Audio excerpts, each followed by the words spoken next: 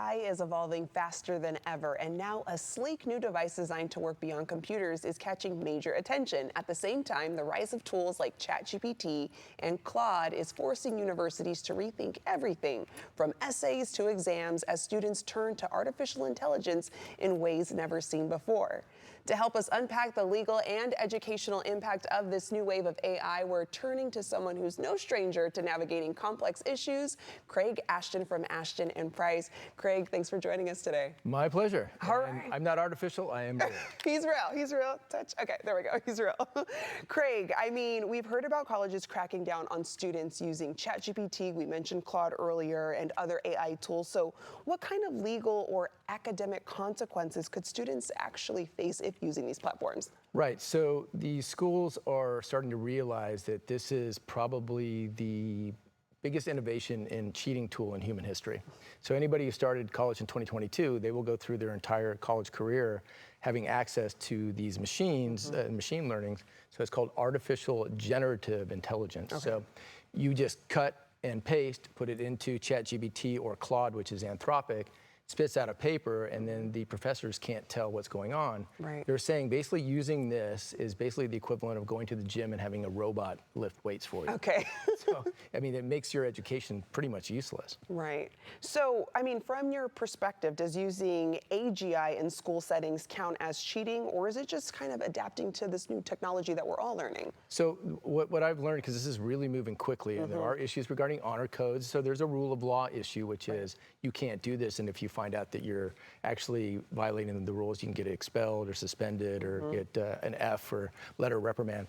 But the idea is that the schools say, look, okay, this is going to be a tool, and it's definitely valuable that they know how to use this. Right. But they have to be able to curate the information themselves and then be able to understand it and then give us their impression as to Napoleon being crowned king of Italy. Right. You know, in 1815. Now, you can tell us about how that occurred. So ChatGPT can't do that for you, but it might help you find that information, but you have to curate it yourself.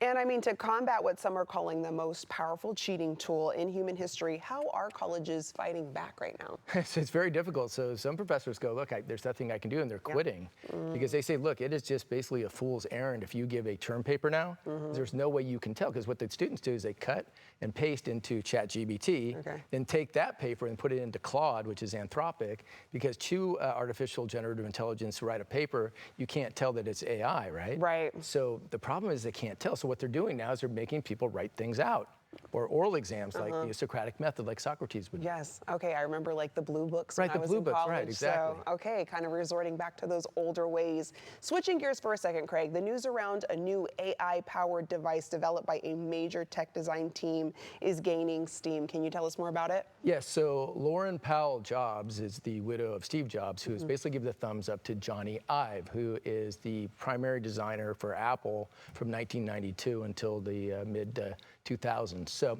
ultimately, he's working with Sam Altman, which is the essentially president of OpenAI, which is ChatGPT. And so he's going to develop with Sam Altman a beyond computer technology, which will basically be handheld. It'll be basically minimalist, and it'll be voice activated. Wow. So you'll have a personal assistant, theoretically, that can basically shop for you, or at least give you a list or order things in advance, have it delivered. Maybe you can book an entire flight, have it billed to your credit card, take you to the hotel, pick your favorite room, and you won't have to do any of that. Wow. I mean, the use of AI and AGI is just moving so quickly. And it's happening in our backyard, which is a crazy thing. In Northern California, we are leading the world in this. And in the neighborhood that I have a second home in Jackson Square, the entire world is coming with engineers to work with Johnny Ive and Sam Altman to come up with a actual machine like the iPhone or the iPad that will basically use artificial intelligence to be your assistant.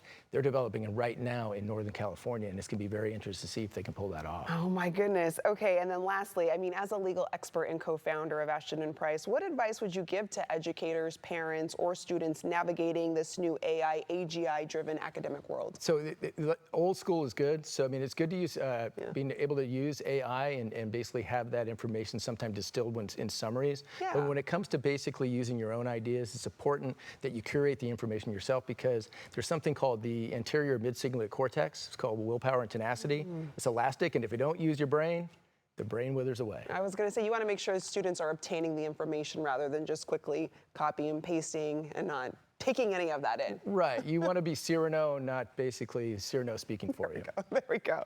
And then, Craig, you talk about the latest hot topics while giving your legal input on your podcast, the All Things Legal Show, correct? Correct. right. So Waymo right now is in the news because they're doing 250,000 rides a week. Wow, so it's It's growing. San Francisco, LA, Austin, moving to Tokyo, Boston.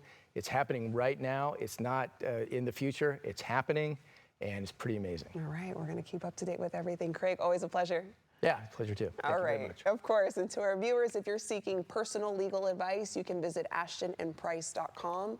You can also call the number you see there on the screen. That's 916-786-7787.